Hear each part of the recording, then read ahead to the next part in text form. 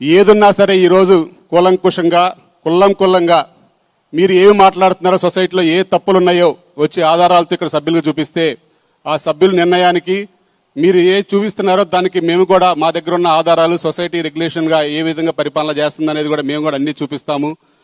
కానీ ఇటువంటి చూపించకుండా సభ్యులకు తెలియకుండా ఏదో 10 మంది మాట్లాడుతా ఇటు సైడ్ నుంచి నేను ఒక్కరిని సమాధానం చెప్తా అందరి తరఫున.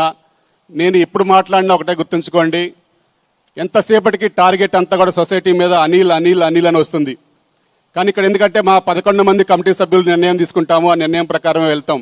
కాబట్టి అందరూ మాట్లాడలేరు, అందరూ చేయలేరు. కాబట్టి నా విధంగా మాట్లాడాలని అంటారు. ఇక నేను కూడా మాట్లాడకపోతే అసలు సభ్యులకి ఏ విధంగా సందేశం ముందుకెళ్తుందనే ఉద్దేశంతోనే ఎన్ని బాధలు పడ్డా, ఎంత నిందలు పడ్డా, ఎన్ని శిక్షలు వేసుకున్నా, ఎన్నిసార్లు జైలుకు వెళ్ళినా నేను ఓన్లీ సొసైటీ కోసమే ఉన్నాను.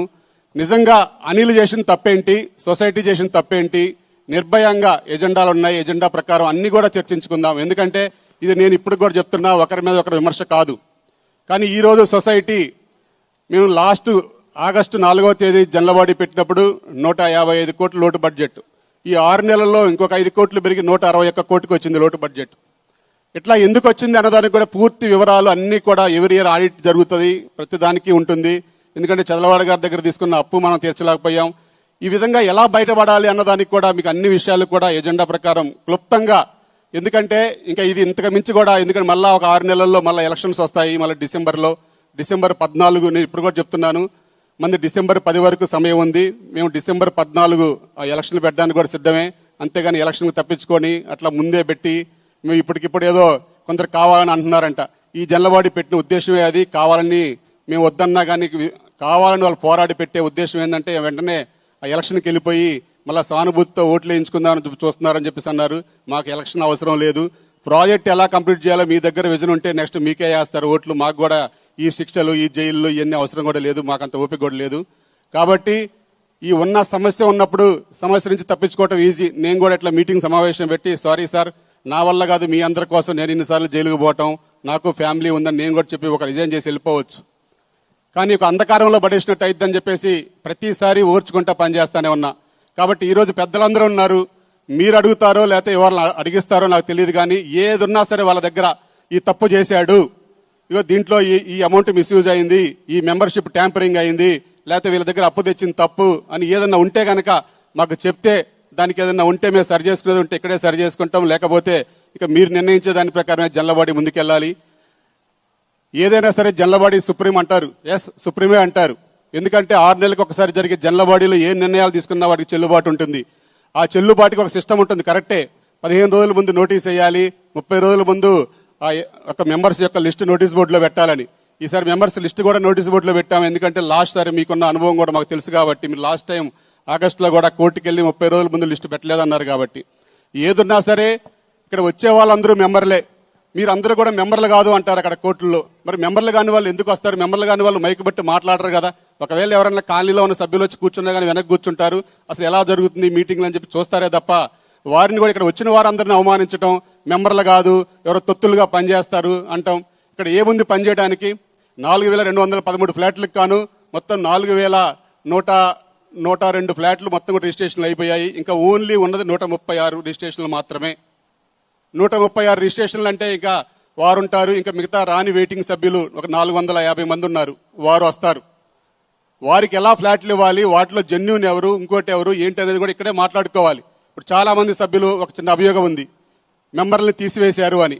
అది ఎందుకు తీసివేశారు ఏంటి అనేది ఎలాగో ఎజెండాలు ఉన్నాయి కాబట్టి దాంట్లో చర్చిద్దాం. దాంట్లో మేము ఎలా ఇవ్వాలి అని కూడా ఎజెండాలు పెట్టాము. కాబట్టి ఏదున్నా సరే ఇదే ఏదైనా సరే జనలవాడి మీ దగ్గర ఏ సమస్య ఉన్నా చెప్పొచ్చు, సమస్యను రాసుకుంటాను క్లియర్ గా. దానికి దగ్గర ఎవిడెన్స్ తీసుకొని మేము డిస్ప్లే కూడా చూపించడానికే ఈ రోజు మొత్తం కూడా ఎల్ఈడి కూడా పెట్టాను. ఎందుకంటే అసలు ఏం జరుగుతుందో సభ్యులకు తెలియట్లా. బయటకు పోతే ప్రతి ఒక్కళ్ళు 300 ఫ్లాట్లు అనిల్ అమ్ముకున్నాడంట, 300 కోట్లు సంపాదించాడంట. 2023 జనవరిలో ఇదే ఎంఐజీ ఓపెనింగ్ రోజు ఒక లిస్ట్ వచ్చింది బయటికి, 336 ఫ్లాట్లు రిజిస్ట్రేషన్ ఆపండి అని మీరు చేసిన లిస్ట్ వచ్చింది. ఆ లిస్టు మీరు అందరూ పరిశీలిస్తే దాంట్లో అన్ని తప్పులే. దాని మీద మేము కోర్టుకు వెళ్తే కోర్టే స్టే ఇచ్చింది, అది తప్పు లిస్ట్ అని. దాంట్లో 150 మంది ఆల్రెడీ 5 మంది కమిటీ ఉన్న వాళ్ళకే రిజిస్ట్రేషన్ చేశాం. ఇక 336లో 150 పోతే ఇంకెన్ని ఉంటాయి? ఇంకా 186 ఉంటాయి. 186 ఫ్లాట్లు కూడా గత 2015 నుంచి ఈ రోజు దాకా ఉన్న వాళ్ళకి మాత్రమే మేము చేశాం. వివిధ రకాలుగా డబ్బు కట్టకుండా వెళ్ళిపోయిన వాళ్ళకి కానీ, కొందరు ట్రాన్స్ఫర్స్ చేసుకున్న వాళ్ళకి కానీ, ఏదున్నా సరే అవన్నీ చెప్పరు. అవి వాళ్ళకి తెలుసు కూడా. మళ్ళా 336 ఫ్లాట్లలో 150 డూప్లెక్స్ వాళ్ళకి హెచ్ఐజీ అని పడ్డది, మిస్టేక్ పడి లిస్ట్ వచ్చింది అని వాళ్ళందరికీ కూడా తెలుసు. దాన్ని ఎక్కడా డిస్ప్లే చేయరు. 336 ఫ్లాట్లు అక్రమంగా అమ్ముకున్నాడు, అక్రమంగా వాళ్ళ దగ్గర డబ్బులు తీసుకున్నాడు, సుమారు ఒక 300 కోట్లు సంపాదించాడు. ఎక్కడికి పోయినా పొలిటికల్ గా వెళ్ళినా సొసైటీ బ్యాడే, ఎక్కడికి వెళ్ళినా ఈ 300 కోట్ల గురించే మాట్లాడుతున్నారు తప్ప వేరే అంశాలు ఏమీ మాట్లాడట్లా. మీ కష్టం ఏంటి, మీకు ఎందుకు 150 కోట్లు లాస్ వచ్చింది, మీకు ఎలా 51 ఎంక్వైరీలో 111 కోట్లు వచ్చింది, దాని గురించి ఎవరూ మాట్లాడలేదు. నేను ఆ 336 ఫ్లాట్లకు కూడా నేను ఇప్పుడే ఈ యొక్క అధ్యక్షుల వారి దాంట్లోనే నేను వివరణిస్తాను. 336 ఫ్లాట్లకు నేను కట్టుబడి ఉన్నా. ఆ 150 తీసేస్తే 186 ఏది ఉన్నాయో ఇప్పుడు ఫైమన్ కమిటీ కూడా వచ్చింది, వారికి అప్లై చేశారు. అవి కూడా దాంట్లో గనక నేను ఏదైనా 1-2 ఫ్లాట్లు ఏదైనా అప్లికేషన్ ద్వారా, గవర్నమెంట్ అప్లికేషన్ ద్వారా, లేకపోతే ఇక్కడ పూర్ పీపుల్ అని చెప్పేసి ఎవరన్నా ఇస్తే ఇచ్చుంటానేమో తప్ప నేనేమో మొత్తం కూడా నేను క్లారిటీ చేశానంట్లా. 186 ఫ్లాట్లో కనుక ఏదన్నా మీ దగ్గర ఆధారాలు ఉంటే సింపుల్ ఇష్యూ. తీసేసింది ఎవరు, ఇచ్చింది ఎవరు, వాళ్ళు పిలవటం, ఎంక్వైరీ చేయటం ఒక్క 10 రోజుల పని. నేను నిజంగా డబ్బులు తీసుకున్నాను కనుక నిరూపిస్తే నేను ఏ శిక్షకైనా సిద్ధం. కానీ అంతేకాని 330 వాస్తవాలు తెలిసినప్పుడు వాస్తవాలుగానే మాట్లాడండి. 8 సంవత్సరాల అలాట్మెంట్ కానీ ఫ్లాట్లు ఇప్పుడు మేము చేశాం కాబట్టి అవి 186 మాత్రమే వచ్చినాయి. ఇంకా 136 ఫ్లాట్ల రిజిస్ట్రేషన్ కావాలి. సరే, మీ దెబ్బకే ఇదే 2023 జనవరి నుంచి ఈ సొసైటీ ఫంక్షనింగే లేదు. అంటే ఇప్పుడు నేను 2.5 years ఏ పరిపాలన చేయాల, చెక్ పవర్ లేదు. ఇంకా మంచిదే అనుకున్నా, ఎందుకంటే 2023 నుంచి హ్యాపీగా గవర్నమెంట్ వాళ్ళే ప్రతి ఒక్కటి పరిశీలిస్తారు, వాళ్ళే పర్మిషన్ ఇస్తున్నారు, వాళ్ళే కాంట్రాక్టర్ డబ్బులు ఇవ్వాలా వద్దా, లేకపోతే వేరే శాలరీస్ ఇవ్వాలా వద్దని వాళ్ళే వెరిఫై చేస్తున్నారు. కాబట్టి ఆ నింద కూడా నాకు వద్దు అని దాన్నే కొనసాగిస్తున్నా. నేనే కోర్టుకి వెళ్ళి స్టే వేకేట్ చేయించుకోలేదు, ఎందుకంటే ప్రశాంతంగా ఉంది. ఎందుకు అనవసరంగా మన మీద నిందలు ఇవన్నీ ఎందుకు అని.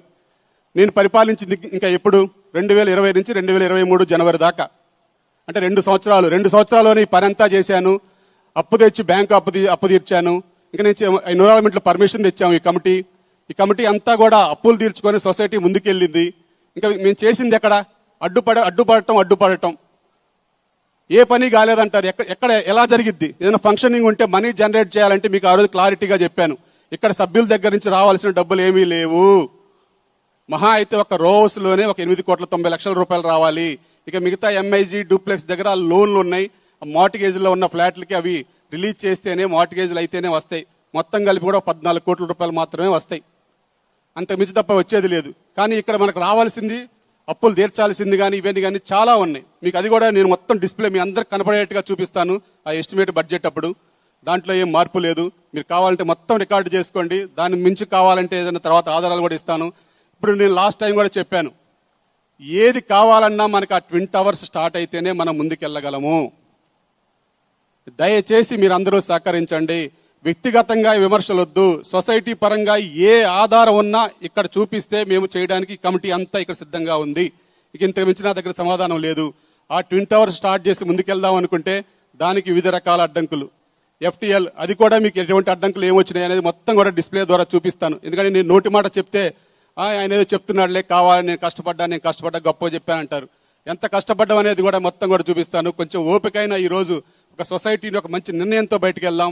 కాబట్టి అందరూ కూడా ఎజెండా ప్రకారం చర్చిద్దాం. దాని ప్రకారం ప్రతి ఒక్క అంశాన్ని మాట్లాడే హక్కు ఉంది మీకు.